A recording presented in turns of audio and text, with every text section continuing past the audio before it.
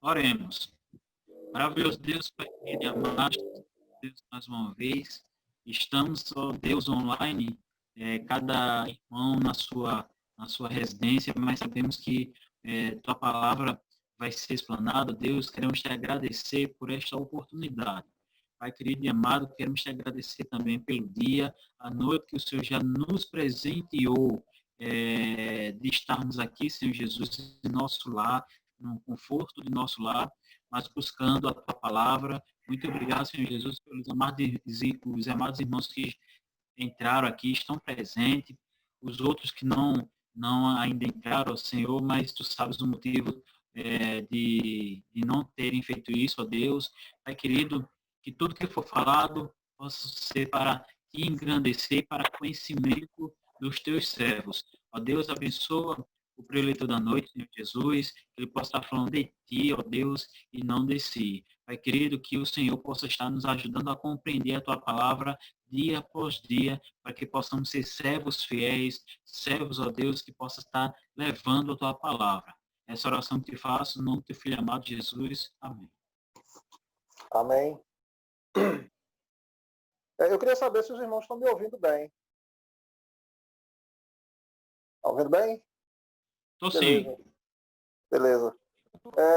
Eu estava perguntando, Isaac, se tu tinha mudado aí esse background aí, porque eu acho que tu está querendo fazer chroma key, né? Esse azulzão aí atrás aí, dá para fazer um chroma key legal. Vamos lá. Amados, que a paz e a graça e a paz do Senhor seja com cada um de vocês nesta noite. Amém. Eu queria Amém. hoje falar um pouquinho sobre os estágios na vida de um cristão, porque muitas vezes a gente não sabe, a gente se converte, mas a gente não sabe o que é que vem pela frente, e quando a gente está vivendo alguma coisa, a gente não sabe o que vai acontecer depois. E a Bíblia nos dá algumas dicas, alguns caminhos que a gente pode utilizar, né, para a gente saber justamente esses estágios que a gente percorre.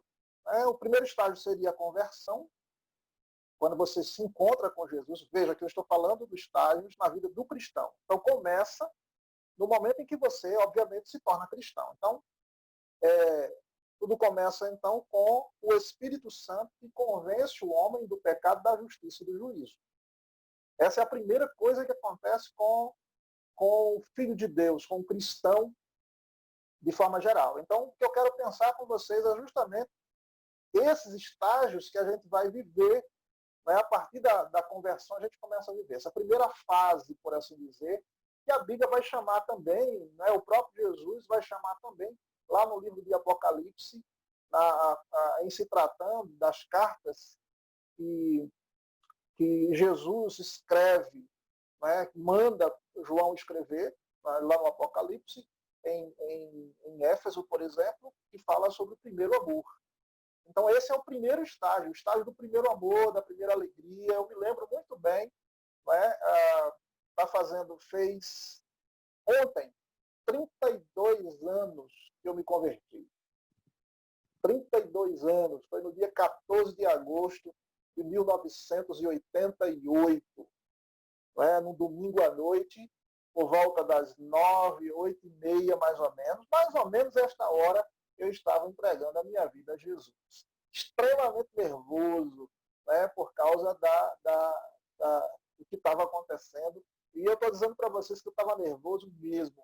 Eu não fui à frente. Eu conversei com o pastor depois, né, e aí eu tinha um medo muito grande, porque eu tinha que... A minha casa, a Igreja Batista lá em Camutanga, no Pernambuco, ela fica na subida de uma ladeira. E a minha casa fica justamente na descida dessa ladeira. No finalzinho ficava a minha casa. E aí, quando terminou o culto, eu conversei com o pastor, disse que queria fazer minha decisão. Ele me pediu desculpas, porque ele não tinha feito o apelo. E aí, depois do culto, eu juntamente com os irmãos, que eram meus colegas, inclusive, a gente ficou na frente da igreja, conversamos bastante, e eu sentia a minha perna tremer, né? Parecia vara verde, tremendo, e também não não somente pela conversão, mas também pelo que eu ia enfrentar depois, porque a minha mãe disse que se eu me tornasse crente, eu podia pegar, nessa linguagem, podia pegar o meu mulambo e ir embora na casa do pastor. Então a coisa foi extremamente complicada. Então esse foi o primeiro estágio da minha vida, que muito provavelmente foi o primeiro estágio da vida de vocês também, só que obviamente com respeitando as devidas proporções, porque isso foi diferente. Tem pessoas que se converteram, tem pessoas que nasceram num lar cristão. E eu digo, gente, quem nasceu no lar cristão, eu falo para vocês, não é mais fácil o fato de você ter nascido num lar cristão, porque você não experimentou o mundo. E aí você sente, de qualquer forma, sente aquele desejo, aquela falta, aquela necessidade, o diabo coloca isso no coração da gente, aquela necessidade de conhecer. E como eu me converti aos 17 anos, então eu não tive tanta chance assim de conhecer as coisas do mundo. E aí, mesmo nesse processo de conversão, nesse processo que eu tive, né, nesse processo que eu digo, porque logo após a conversão, o segundo estágio é a santificação. É um processo de se aperfeiçoar em Cristo. Aí começa a ler mais a palavra, começa mais a ter aquela devocional, aquele dia a dia com Cristo, né? Querer cantar, aprender as músicas. Naquela época se usava muito cantor cristão, então eu queria muito cantar, aprender rapidamente o cantor cristão, queria muito entender da Bíblia. Então foi algo assim que aconteceu. Eu estou contando um pouquinho para vocês entenderem os estágios, e aí eu não posso falar dos estágios da vida de vocês, eu estou falando da minha. Então, isso foi em 88, agosto de 88, e aí eu sentia o desejo também de me batizar. Né? O pastor falava a respeito do batismo e tal, e eu passei uma vergonha muito grande na Igreja Batista, porque logo no mês seguinte, né, que eu me batizei, no mês de setembro, que eu me converti, no mês de setembro, eu não sei se primeira ou segunda semana, domingo, houve a ceia do Senhor. E aí o meu pastor, ele fazia sempre a pergunta lá no finalzinho, né, quando ele distribuía, ele perguntava: todos receberam? E eu disse não. Eu não sabia que só batizados é que ia receber e tal. Então, o pastor teve a hombridade de fazer sinal para um diácono da igreja, para o diácono vir até mim para me explicar por que é que eu não podia receber. E aí o diácono, que era irmão do pastor, conversou comigo, né? E aí eu entendi. E aí veio a necessidade de que no dia 30 de abril do ano seguinte, de 1989, eu entrei nas águas, né? Fui batizado já no ano seguinte. E assim foi todo um processo de maturidade, de busca, né? de querer ler a palavra, de querer conhecer a palavra. Então, logo após a conversão, é o processo de santificação na vida da gente, que é um processo, e eu digo para vocês, esse processo é um processo meio que altos e baixos na vida. Né? Então, muitas vezes, nossa vida, depois da conversão, é como se a gente estivesse andando em Deus. Eu exemplifico como se a gente estivesse andando em dentes de serrote. O dente do serrote é o quê? Sobe, desce, sobe, desce, sobe, desce. Então, é assim que muitas vezes nós entendemos que é esse processo. Né? É um processo de santificação, é um processo que é muitas vezes difícil. É difícil porque a gente precisa entendendo, todos os dias a gente vai entendendo o que é a palavra de Deus na nossa vida, no nosso coração.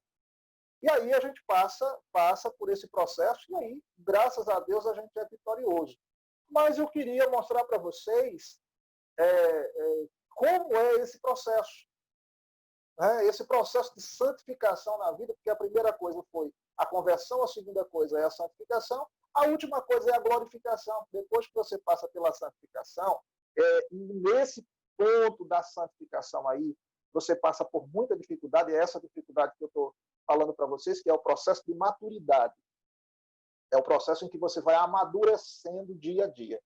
Então, eu vou exemplificar isso como se fosse para se forjar uma espada.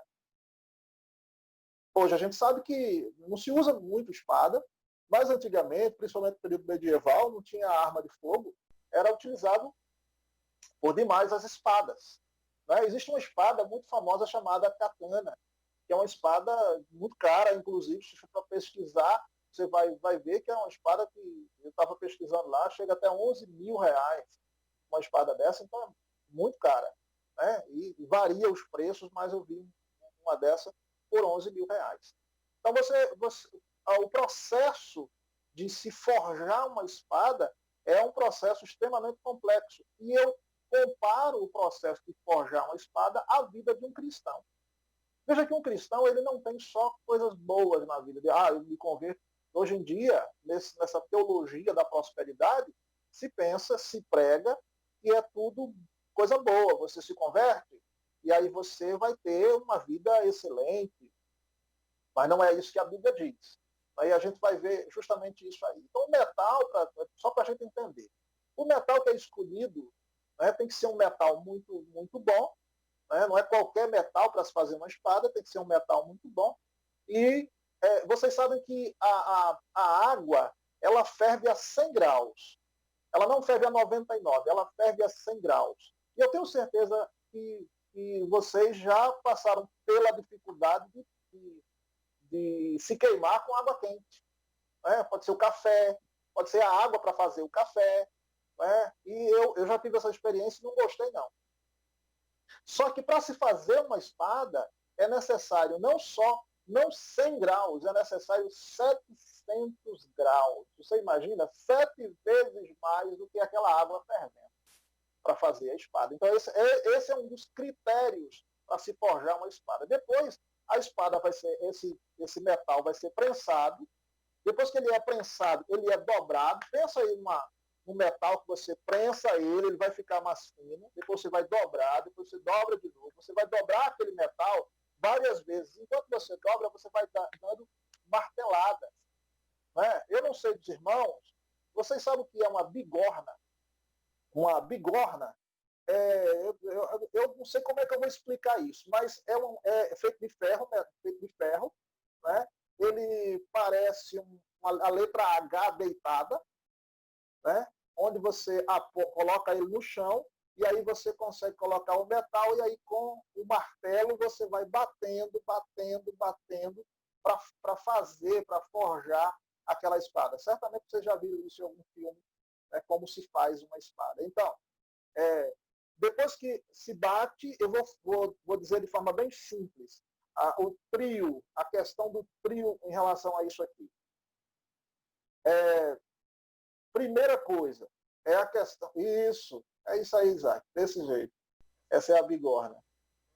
A primeira coisa, fogo, né? Pega-se o metal, então, fogo, depois do fogo, bigorna, que é a bigorna e o martelo batendo, até afinar aquele metal, dobra o metal e bate de novo, e bate, depois dobra de novo e bate, porque com aquele metal vai alongando para se fazer a espada. Né? E aí depois, água. O processo então é fogo, bigorna, água. Esse é o processo que a gente passa. É o processo do crente. Eu estou falando isso de forma bem simples, mas aí a gente vai entender um pouco mais esse processo. Né? Por exemplo, para fazer essa katana, por exemplo, essa espada, ela pode levar até 100 horas para ficar pronta. 100 horas para ficar pronta. Uma espada dessa. Né? Ou seja, 24 horas é um dia, imagine 100 horas para ficar pronta. Né? Então, uma barra de aço vai para a fornalha aquecida a 700 graus. Entenda, quanto mais duro o metal, às vezes a gente é muito duro, né? Nós somos muito duros, com coração muito duro. Então, quanto mais duro o metal, mais existe risco de se quebrar quando ele sofre o impacto da pancada. Olha o que Jesus diz. Vinde a mim, todos vocês que estão cansados e sobrecarregados, e eu vos aliviarei. Tomai sobre vós o meu jugo e aprendei de mim, porque sou manso e humilde de coração, encontrarei descanso para as vossas almas. Então a gente precisa se dobrar, ser manso, não ser duro nesse sentido aqui, como a palavra do Senhor nos diz. Então o espadeiro, aquele que faz a espada, começa a martelar o aço quente na bigorna para compactar o metal. Essa é a primeira coisa. Depois os elementos indesejados, do mesmo jeito que acontece com o cadinho, gente. Você sabe o que é o cadinho? O cadinho é para purificar o ouro. Né? Então pega-se o ouro que vem da terra, né, do chão, com todas aquelas impurezas, ele é colocado num cadinho, né, é derretido, a impureza fica na parte de baixo, né, e a parte de cima fica o ouro puro. Então, do mesmo jeito acontece. Quando você aquece muito o metal da espada, a sujeira do metal vai saindo, aos poucos aquilo vai saindo. Então você é aquecido, e enquanto você é aquecido, as dificuldades que você passa na sua vida, se for por amor a Cristo, entenda, porque tem muita gente aí passando por muita dificuldade, muita tribulação, mas é por causa do pecado que comete, não por causa do amor a Cristo. Né? Se for por amor a Cristo, aí tudo bem. Mas aí os elementos indesejados precisam ser eliminados para que o aço fique firme, continue firme sem impureza, porque a noiva de Cristo precisa ficar pura, precisa ser pura. Então, quando o aço esfria, volta ao forno para amolecer. Ele esfria, aí volta para a bigorna, volta para o forno, é aquecido de novo, depois volta para a bigorna, e aí martelo, água. Né? Fogo de novo, ele é aquecido, ele volta para a bigorna e tome pancada, água. E esse é um processo que é constante. Né? Porque quando a barra está avermelhada, bem avermelhada, né, do fogo, ela se torna maleável. Por causa do fogo, ela se torna maleável. Então o forjador dobra várias vezes antes de voltar a prensá-la. Depois de bater até criar a forma desejada, é usado um esmeril, né, para deixar as faces daquela lâmina mais lisas. Depois, com uma lixa ou uma pedra especial para lixar, né, o aço ganha brilho. Veja que nós precisamos, depois de tudo isso, a gente precisa ser lixado. Ou seja, depois de bater, depois de ir para o fogo, depois tome água para aliviar, ainda depois passa o esmeril e depois a lixa. Tudo isso a gente tem que passar. Eu estou dizendo isso para vocês podem dizer assim, mas pastor, o senhor está dizendo que a gente só vai passar sofrimento. Não, calma aí. Mas precisamos passar pelo fogo, precisamos passar pela prova. Como já dizia Lázaro, vou passando pela prova dando glória a Deus. A gente precisa glorificar a Deus no meio da dificuldade, porque a palavra do Senhor vai dizer, em tudo dai graças. Então, depois disso, o metal quente é mergulhado em óleo mineral. A espada é aquecida mais uma vez e é resfriada lentamente para diminuir a dureza. Lembra do discurso de Estevão? O Estevão, lá no capítulo 7 de Atos dos Apóstolos, Estevão começa seu discurso dizendo: homens de dura cerviz. Quando o Estevão fala sobre cerviz, ele fala sobre a cervical. O que é a cervical? Essa parte aqui de trás. A parte de trás não tem um osso protuberante aqui atrás, isso aqui é a cervical. Quando diz cerviz, é isso aqui. Quando ele diz homem de dura cerviz, é homens que não baixam a cabeça. Porque a cerviz é dura. Então ele fica desse jeito, não consegue baixar a cabeça. Ou seja, homens de coração duro. Estevão está dizendo homens de coração duro. É nesse sentido que o texto ali está sendo colocado. Então, depois disso tudo, em seguida, é a hora do polimento, com uma lixa um pouquinho mais fina, e pedras para dar brilho.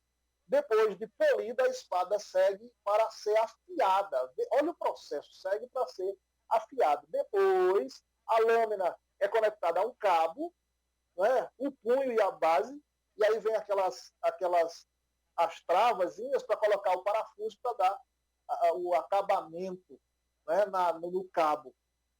E se a gente for comparar, entenderemos que o processo espiritual ele é cíclico, como eu disse. Passa pelo fogo, depois a bigorna com as marteladas, em seguida a água. Depois fogo, bigorna, martelo, água.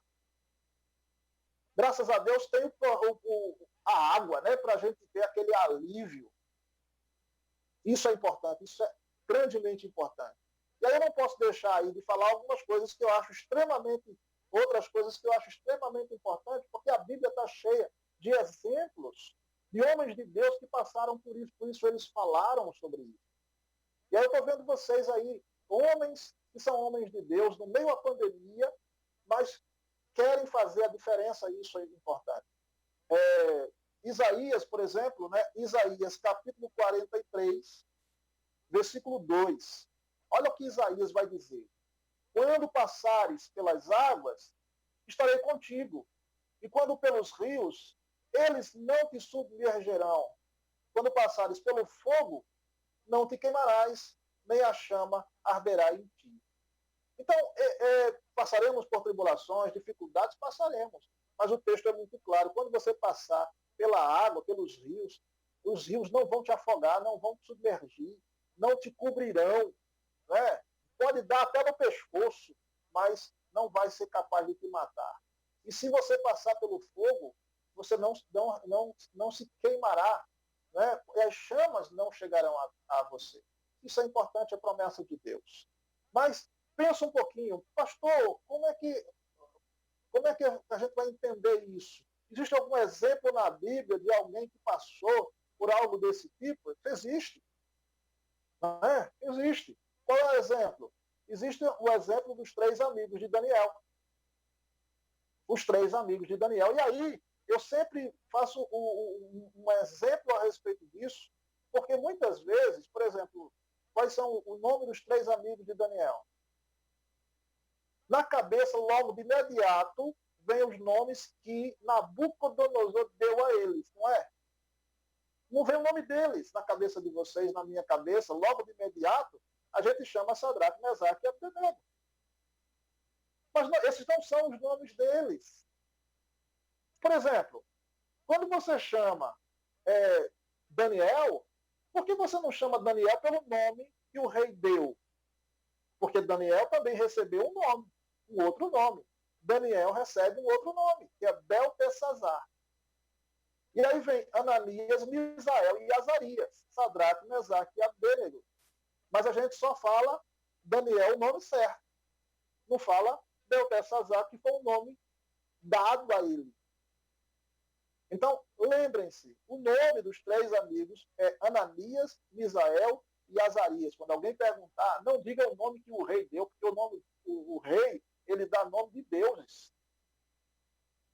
Ananias, Misael e Azarias são os 3 nomes dados.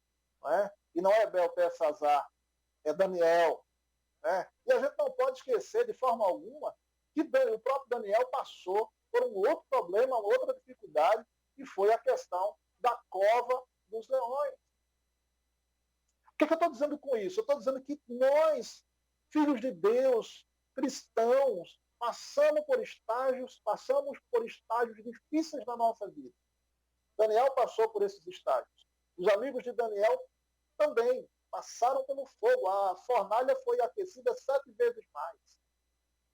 7 vezes mais. E a gente não pode esquecer isso de forma alguma.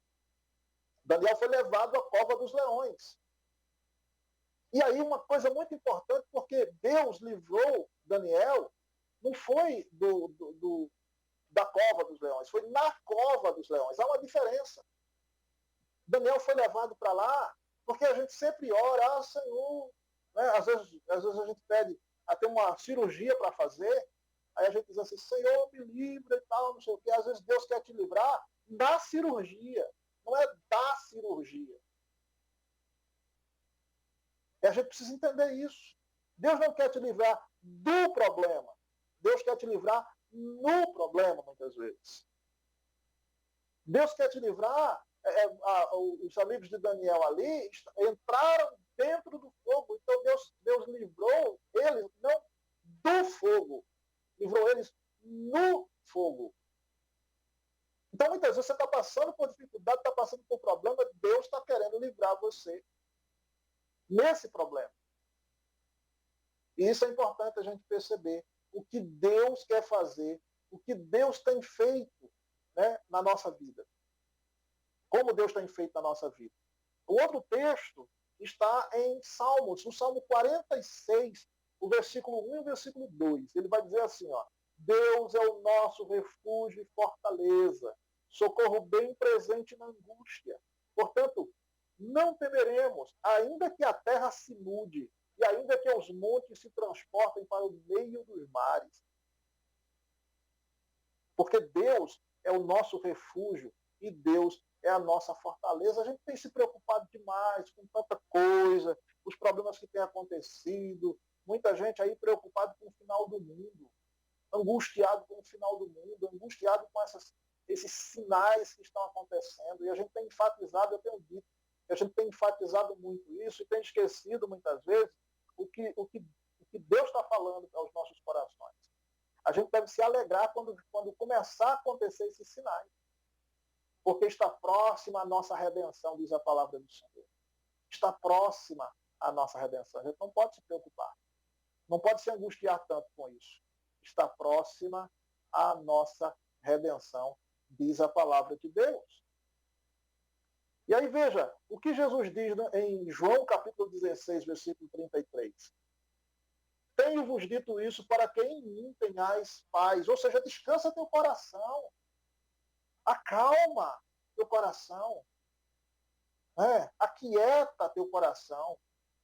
Aquieta tua alma.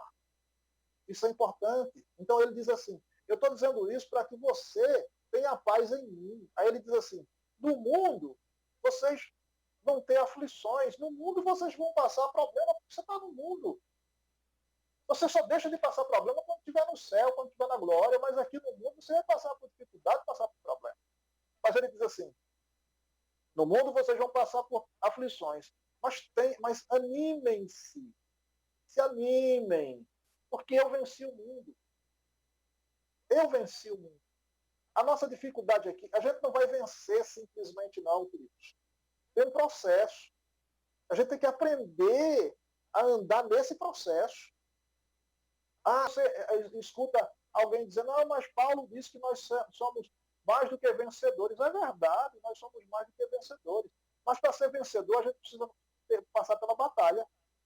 Como é que você é vencedor sem passar pela batalha? Mesmo que você for jogar uma partida de dominó, como é que você pode dizer se ganhou sem jogar? Para ser vencedor, você precisa, tá no jogo, você precisa passar pela batalha, você precisa passar pela guerra. Não tem como vencer sem passar pela guerra, sem passar por problemas. Paulo, gente, chegando aqui ao final, né? Paulo aprendeu a passar por todo tipo de aflição. E a Bíblia vai falar a respeito disso. Paulo, quando a gente usa o texto de Filipenses 4,13, né, que é um texto que todo mundo usa esse texto aí, de forma... Muita gente usa o texto de forma errada. Posso todas as coisas naquele que me fortalece. Aí diz que você é um super crente, que você pode tudo, né? Posso todas as coisas, então pode tudo. Peraí, gente, não é assim não, o texto está dizendo isso não. Sinto muito, mas o texto está dizendo, o texto é inversamente proporcional à ideia que é pregada. Vamos ver o texto, porque você não pode ler o texto fora do seu contexto. Se você ler, isso é o versículo 13, se você ler Filipenses capítulo 4, a partir do 11, ao invés de ler o 13 logo, você vai entender isso. Porque o 11 vai dizer assim, ó, não digo isso por necessidade, porque já aprendi a contentar-me com o que tem. Entenda bem, esse primeiro versículo é o versículo 11. Eu já aprendi a me contentar com o que tem. Quem é que aprende a se contentar com o que tem? Quem é que aprende a se contentar com o que tem? Você tem um celular, você quer um celular melhor. Você tem uma TV, você quer uma TV melhor. Estou falando isso de mim, estou falando isso de você. Isaac estava falando agora, o fone dele está meio sambado, tem que comprar outro fone. gente precisa, nós precisamos. Claro que quando Paulo está falando, Paulo não está falando de telefone, Paulo não está falando de celular, mas ele está dizendo, eu me contento com o que tenho. E aí ele não está dizendo, gente, ele não está dizendo que a gente deve relaxar. Não é isso. Ele está dizendo que se faltar alguma coisa, não tiver jeito, ele vive do mesmo jeito. Se só tiver feijão, ele come feijão. Se só tiver farofa, ele come farofa. Ele aprendeu isso. E aí, isso é o versículo 11. No versículo 12 vai dizer assim, ó, sei estar abatido e sei também ter abundância, sei ter de tudo.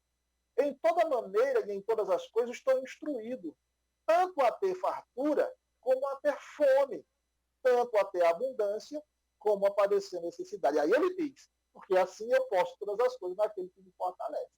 Então, posso todas as coisas aqui, posso passar privação, posso passar necessidade, posso passar aflições. É preciso entender isso na vida do cristão, isso é um estágio na vida do cristão. Pode ser que hoje você esteja passando por algumas tribulações, algumas dificuldades, mas tenha bom ânimo, porque Deus é contigo. E aí, só eu, já que eu comecei a falar sobre Paulo, vou falar sobre algumas coisas que Paulo passou.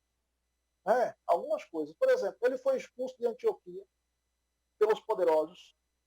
Ele foi apedrejado, quase que morre. Ele foi açoitado, e isso não somente uma vez, ele foi açoitado várias vezes. Ele, além de ser açoitado, ele foi amarrado pelos pés, como se fosse um tronco a ferros. Ele foi perseguido em Tessalônica. Quando ele escreve aos Tessalonicenses, ele escreve 2 cartas aos Tessalonicenses. Por quê? Porque ele chega em Tessalônica e ele passa 3 meses lá em Tessalônica. O objetivo de Paulo lá em Tessalônica, ele funda uma igreja, 3 meses ele funda uma igreja e depois ele sai fugido de Tessalônica. E aí ele escreve, por quê? Porque a palavra dele, dos 3 meses que ele passou, foi pouco. As pessoas ali, ele começa a falar, veja que a primeira carta aos Tessalonicenses é uma carta que fala sobre, uma das coisas que fala sobre a volta de Jesus. Então, quando Paulo fala lá em Tessalonicenses que Jesus vai voltar, breve, as pessoas ficam pensando, bom, se Jesus vai voltar logo, então eu não vou trabalhar. Não vou fazer mais nada.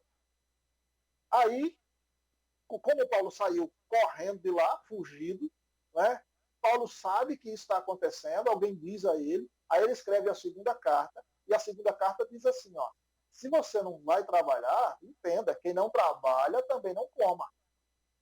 É a resposta que Paulo dá na 2ª carta aos Tessalonicenses. Ou seja, Paulo está instruindo aos Tessalonicenses, porque ele saiu fugido de lá.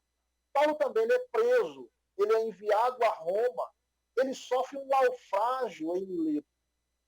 Depois Paulo também ele vai no navio, e depois que ele sai do navio, depois daquele problema lá, do naufrágio, ele desce na ilha de Malta, e ali ele é picado, fazendo uma fogueira lá, ele é picado por uma serpente, por uma cobra, por uma víbora.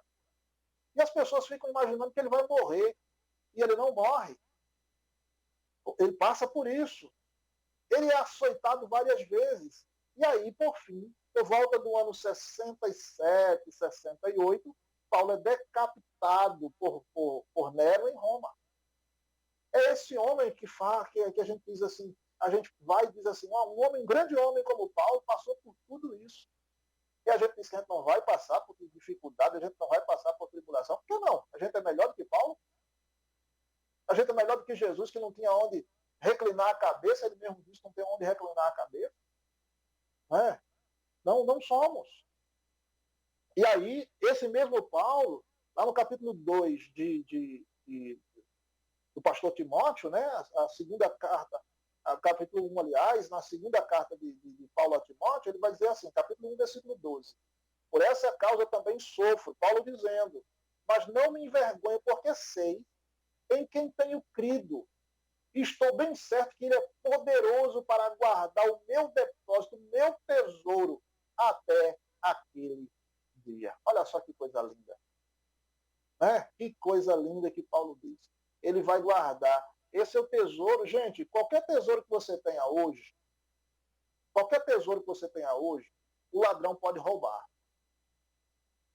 Por mais que você esconda, o ladrão pode roubar. Qualquer coisa. Mas esse tesouro que Paulo está dizendo aqui no capítulo 1:12 de Timóteo, está guardado com Deus. Ninguém rouba, porque foi Deus que prometeu a tua salvação. E aí eu quero finalizar com o último texto, que também é em Timóteo, mas em Timóteo capítulo 4, versículos 5, 6, 7 e 8. Ele vai dizer assim, ó, mas tu, Paulo falando a Timóteo, ao pastor Timóteo, mas tu seja sóbrio em tudo, né? Sofre as aflições. Olha aí, sofre as aflições. Faze a obra de um evangelista. Cumpre o teu ministério, porque eu já estou sendo oferecido por aspersão de sacrifício. Paulo sabia que estava perto da morte. Já estou sendo oferecido em sacrifício. E o tempo da minha partida está próximo. Aí ele fala a frase que para mim é a frase mais linda. Ele diz assim, combati o bom combate, acabei a carreira, guardei a fé. Desde agora, a coroa da justiça me está guardada, a qual o Senhor, justo juiz, me dará naquele dia. E não somente a mim, mas também a todos os que amarem a sua vinda. É o que nós estamos fazendo, nós amamos a vinda do Senhor. Então, não se preocupe com a vinda de Jesus, no sentido de, porque vai vir, não sei o quê, tribulação. Não se preocupe com isso, não. Ame a vinda do Senhor, deseje a vinda do Senhor. Ele vai voltar e Ele quer levar você para a glória celestial.